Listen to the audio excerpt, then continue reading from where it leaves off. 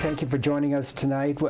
My guest is Mark Trojanowski. Mark is the chairman of the North Haven Inland's Wetlands Commission. Mark, thank you for joining us today. Bill, it's my pleasure to be here today. Thank you for having me. Inland wetlands. I did not know too much about inland wetlands until I came to North Haven. And I thought it was strictly a rural thing because I never heard of it in Waterbury. And then when I went researching this show, I realized that the state statutes called for inland wetlands in something like 1974. So that explains why I thought this was strictly a suburban thing. And so it's fairly new when you think of regulations, 1974. What exactly is inland wetlands? Well, that's a very good question, and actually your research is very good. In 1974, the state of Connecticut came out with model regulations, which each of the municipalities in the state of Connecticut adopted in one form or another. The only other time that we've had an update to our regulations was in 1979. Where we actually increased the buffer area. But wetlands, by definition, for the state of Connecticut, are defined by the soil type. And in the most simplistic fashion, the soil type that dictates wetlands are poorly drained soils that have a tendency to retain the water within the top layer of the soil. Okay, because I had a house that that was very moist. Luckily, near the house, I was okay. But I had what do you call it? A waterway? Is it called? I had a little stream, but it's called either a waterway or an intermittent watercourse. Okay, it was a watercourse. According to the planning office, it was a watercourse at the very end of the property. But the property itself used to get wet. But the only thing that was considered a wetland was that stream or the watercourse. So therefore, that the soils that underlie that watercourse are of a wetland type of soil. But our regulation goes beyond the definition and says that in addition to just wetland soil types, waterways, which in your particular case was the stream that was on your property, or even an intermittent watercourse, which is a watercourse that would develop perhaps at one time of the year, and it might be in the early spring because of runoff or drainage because of melting snow from a higher elevation. That's interesting because where I live in Wallingford, there are a lot of hills, and I see a lot of water running off. And these houses were built long before 1974. So obviously these houses were grandfathered. Am I correct? Maybe things would have been built differently in that neighborhood? I'm not sure about how Wallingford would treat that, but for sure that if it's a sustained water flow, it would have a different meaning and impact to a developer in the town of North Haven. Well, I should ask first, I should go in order. What do you do? How do you regulate wetlands and watercourses? Good question. The first thing that happens in the entire regulation process is that anybody that believes that they have wetlands on their property or has been told that they do, and they wanted to do some sort of construction activity, has to fill out, in most cases, an application. And depending on their activity, whether it's of a significant nature or not, it would dictate whether they're going to come before our commission in the form of an application with a public hearing. If it's a significant activity, and let's say that they wanted to build a house or add on to their home, and they had significant wetlands that were deemed of fairly high value, they would come before our commission, explain what they wanted to do, discuss their plans to protect the wetlands. We would provide them guidance and then rule on their application, either in terms of being in favor for it or in opposition, and in certain cases, actually in most cases, we would give some sort of terms and conditions which we would attach to the application. That was something I experienced firsthand because my house was next to a farm, and the farmer decided to sell, and the developer wanted to build 3 or 4 houses there. And I got something in the mail that said there will be a hearing in Inland Wetlands Commission. I had no idea there were wetlands there, never mind that mine was a watercourse. So I went to is it called the Town Planning Office? Land Use Office. Land Use Office. And I said, well, what do I do? Well, how does this affect me? And she showed me what the wetlands were, and she said, I think she said they had to advise neighbors about that. I did not go because there was nothing for me to do, and I think I saw the plan that showed where they wanted to build the house, and it wasn't significant. But why did your commission have to inform me that a neighbor wanted to build where there are wetlands? Actually, I'm going to digress just a little bit because you brought out some very interesting points which we deal with and property owners have to deal with. First is the identification of the wetlands. When the wetland regulations were created in 1974, there were town maps throughout the state that were created using aerial photography. The aerial photography, and many people find this very interesting, actually depicted either waterways, watercourses, which were obvious to even the untrained eye, plus vegetation and soil that, if not screened by plant or vegetation, would dictate where we anticipated wetlands to be. That map was actually the starting point in terms of identifying where wetlands exist on property throughout the town of North Haven. And the same process was used on all municipalities. Now, if you are a property owner anticipating to do some sort of work on your property, it's generally in your best interest, especially if you have any feelings that you've got waterways or wetland type soils. And plant life is a good indicator of wetland soils, such as skunk cabbage is probably the most typical to identify a wetland soil type. If you've got any of that, feel you've got the watercourse, you really must go down to the land use office and discuss with them. Look at the town map that depicts the wetlands, and then from there you can judge as to whether or not you're actually in an area with wetlands. Even if you are not on the town map, because again, it was an aerial photograph that was taken many years ago that was analyzed by people without having the benefit of testing the soils and having a close-up look at the vegetation. It's still then, if you have a feeling you've got wetlands, it's incumbent on you to talk with a soil scientist from the state of Connecticut, and there's many of them throughout the area that will be able to take test borings, look at the soils, and determine whether or not you've got a wetland. If in fact you do have a wetland and you want to proceed with certain activity on your property, you'll file an application with us with the assistance, most likely, of your soil scientist. You'll come before us and explain what you wanted to do, how you'll protect the wetlands. We hope that what you want to do either in the immediate wetlands or in the buffer area is not significant and can strike a balance between needs and the protection of the wetlands, which is our commission's responsibility. Before you come to us, the regulations require that you notify all adjacent property owners. And that's, Bill, why you were notified. It was just a due course of the application process. This gives you the opportunity to attend the public hearing and do one of three things. Either voice your concerns or opposition about the application and what the landowner wants to do. Maybe you'll want to speak in favor of this. Maybe his activity is something that may actually help, be beneficial to you as the adjacent property owner in terms of water flow onto your property, or you may have questions that you'd like to ask the applicant, the property owner. Oh, okay. It turned out to be in my favor because I used to get water from his property over to mine, and when they built the houses, I didn't have water anymore coming over the property.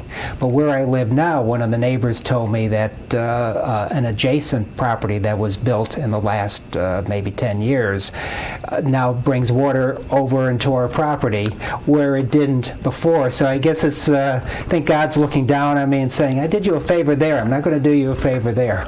I don't know. I'm actually pleased to hear that example because what it actually describes is a situation where construction activity, whether because of the contractor or the property owner's planning or direction from inland wetlands, actually made improvements to the water course and the flow of the water, and thereby diverting it, it appears, from your property. So it seems like everything worked the way it should. Yes. Good. I know with the water course, how I found out that there was a water course listed at the town office was one person wanted to buy my house, and he was ready to sign, except he wanted to expand the house, and then found out he would have been within 50 feet of the water course, and the sale died right then and there.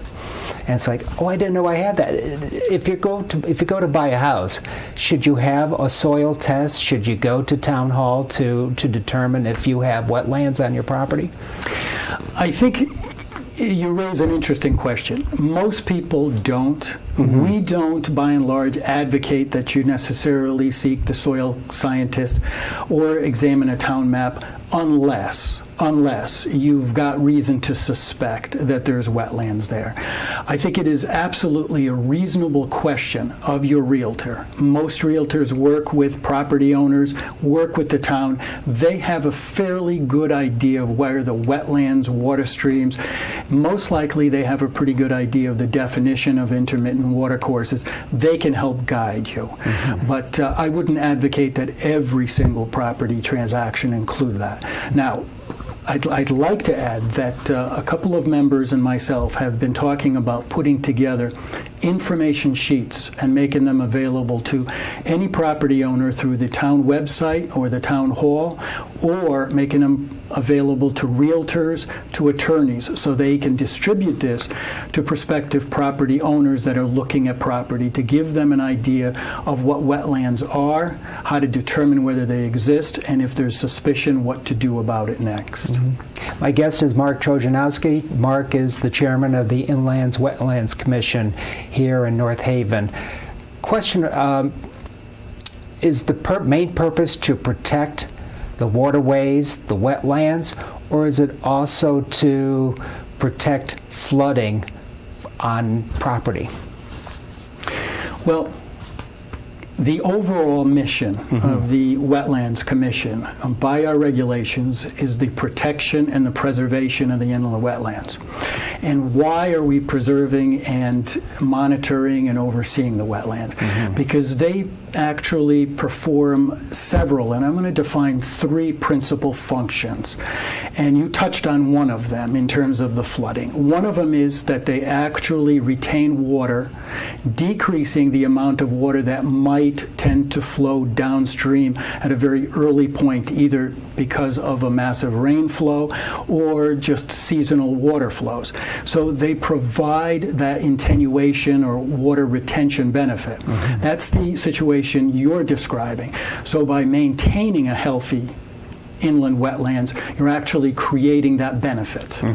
Some of the other benefits of inland wetlands are that they actually screen or they filter the water that makes its way into the drinking and potable water system. The kinds of vegetation and the soils have that tendency to screen it, and therefore cleansing the water.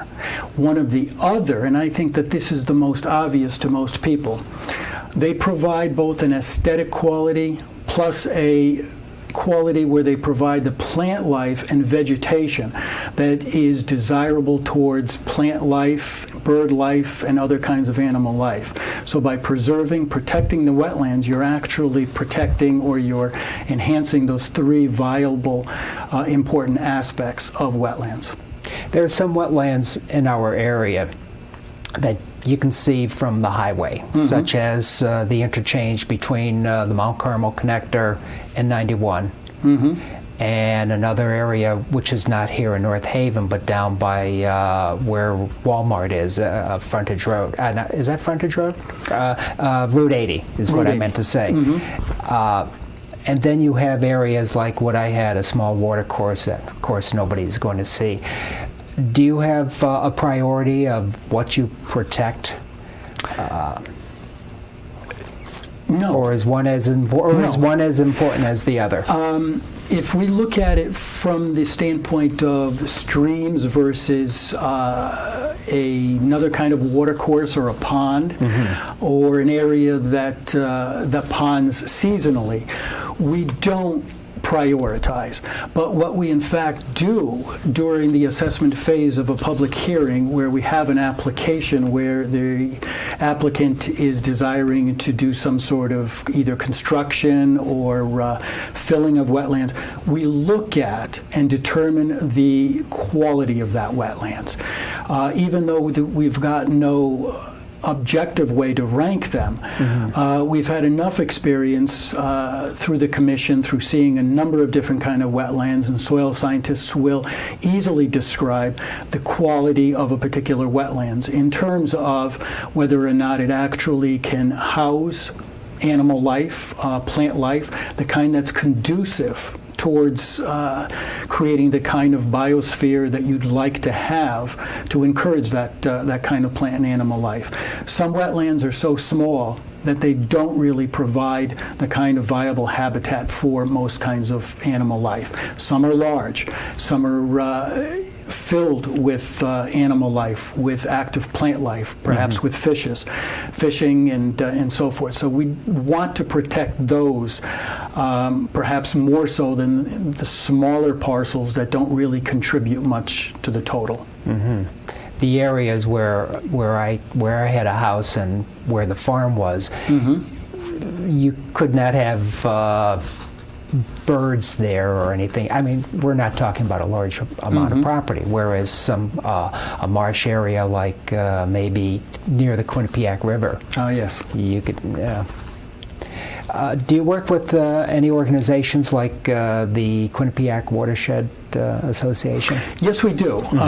We partake in their meetings. We're always interested to see what they're doing in terms of both training, in terms of their own organization. We want to be both on the forefront and informed. One of the things that we're constantly looking to gain insight into is both new technologies and processes to further protect wetlands.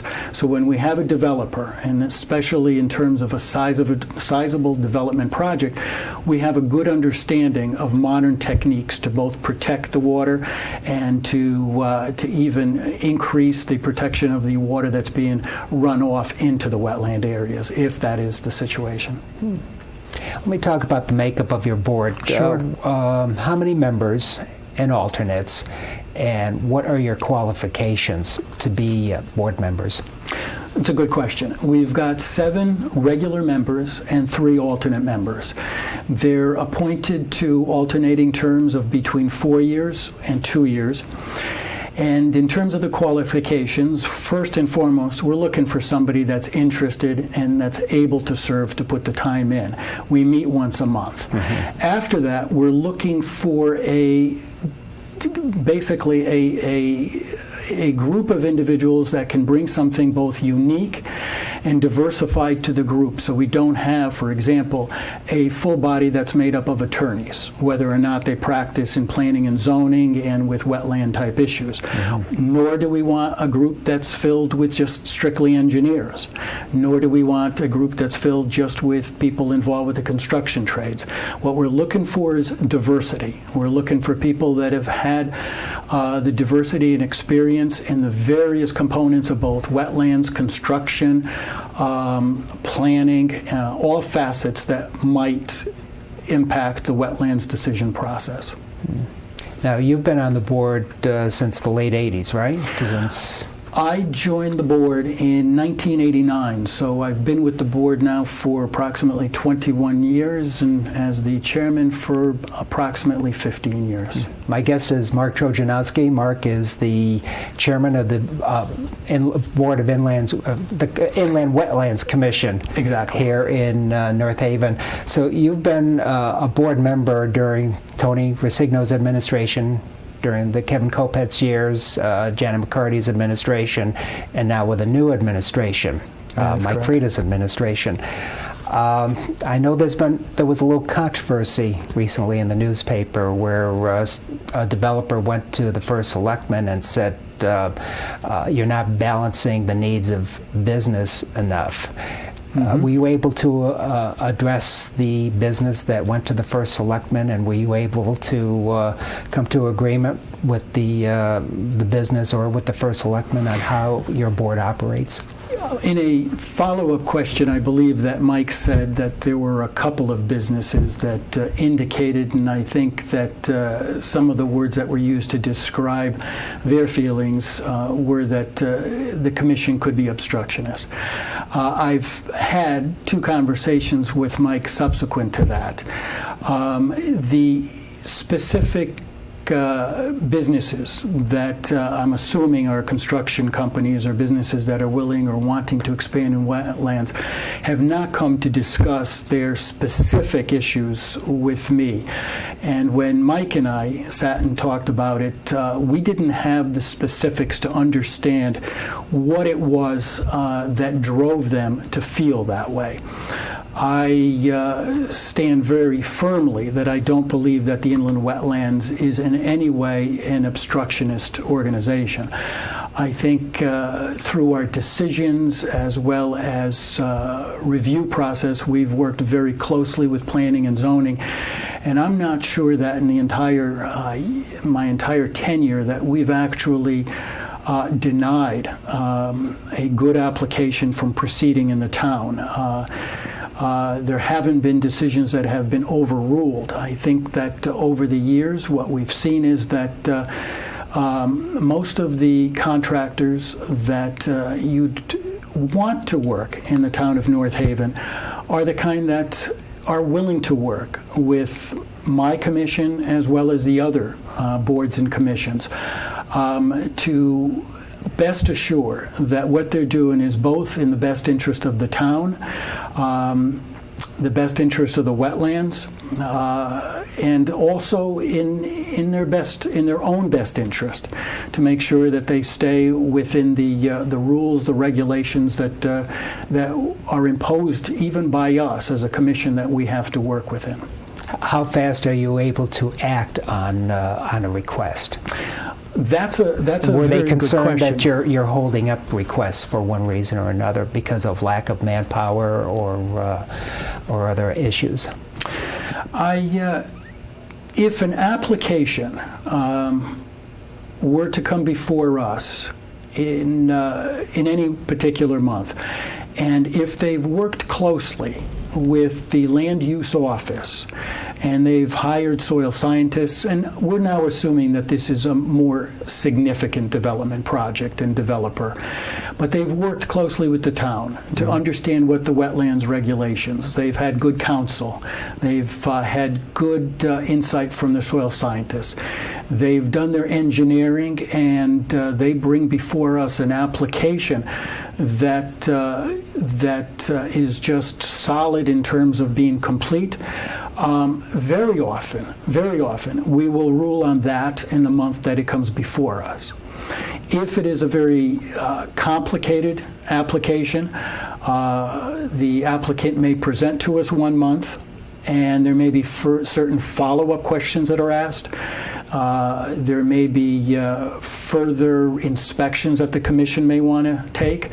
Certain issues may actually come up because of the public comment input part of our meetings, where people raise issues, and this actually happened in an application just this last year, where the town raised numerous issues that were not on the mind of both the commission nor the town, and as a result required the applicant to go back, do further research.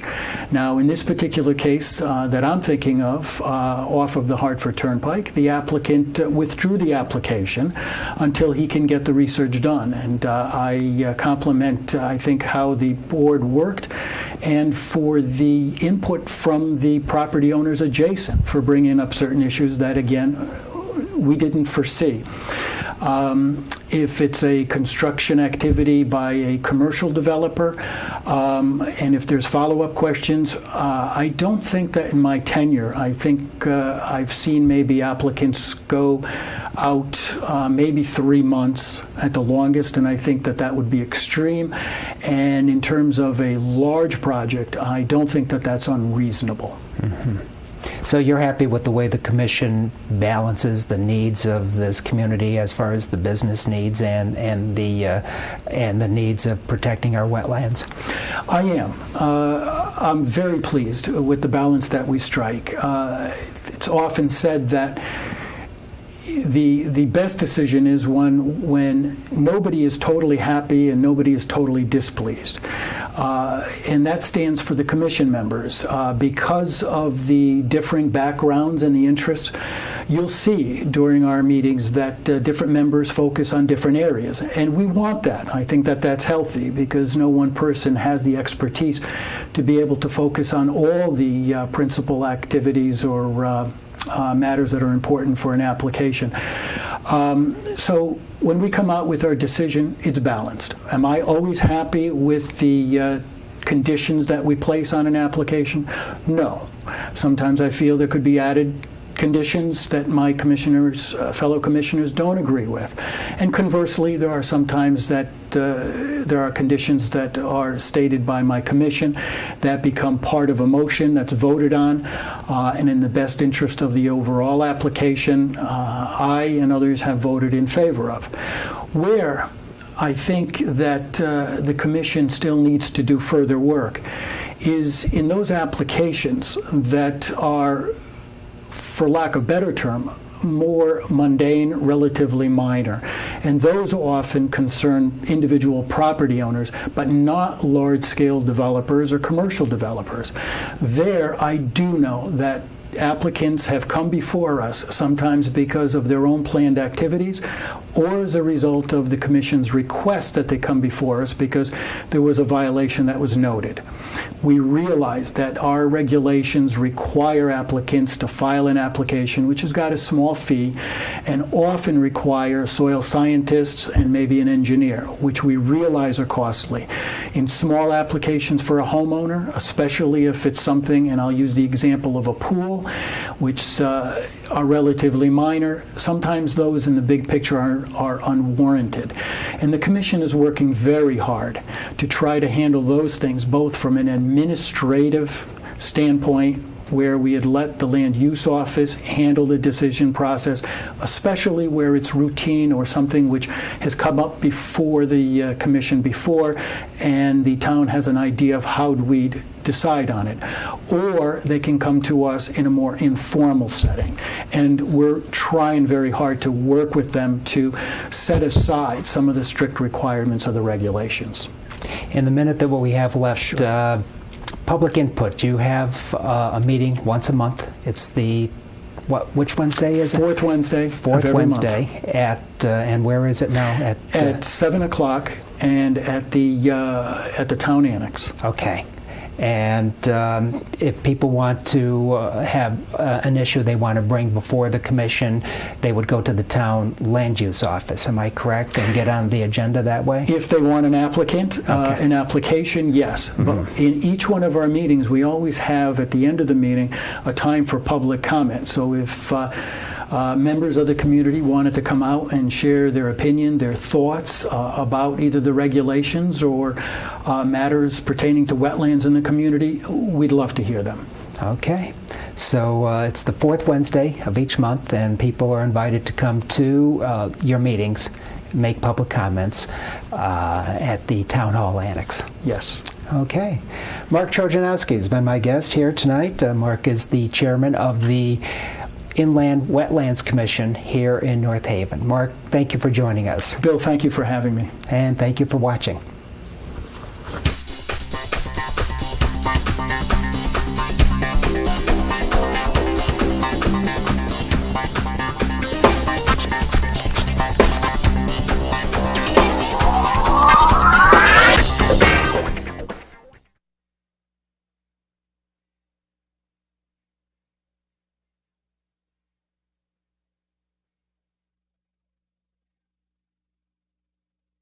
to bring this up, it's like, because it's come up in the public forum.